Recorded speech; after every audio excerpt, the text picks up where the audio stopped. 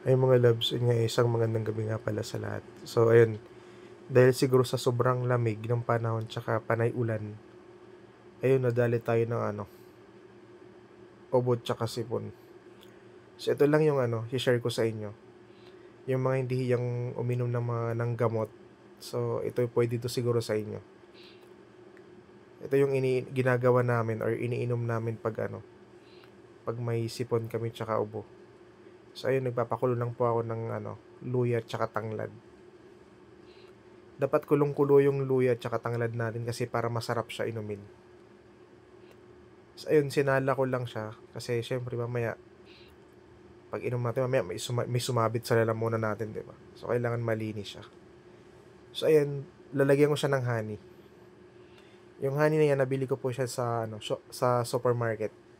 Mura lang po yan mga labs, 150 ata.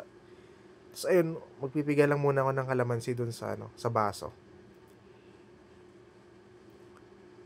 Ayun, para may konting asim yung iinumin natin. And masarap inumin.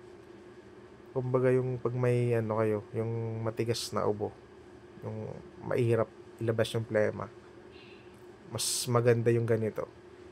Mabilis lumambot yung plema nyo. Tapos maganda sa pakiramdam. So ayun, maglalagay lang ako ng honey.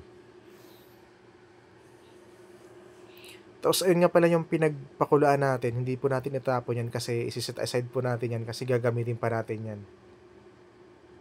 Kasi goods pa po yan. Ayun, ilagay nyo lang sa ref yan. Tapos pag naubos yan na yung ganyang inumin nyo, ayun, lagyan ulit siya ng tubig tapos papakuluan lang din nyo ulit.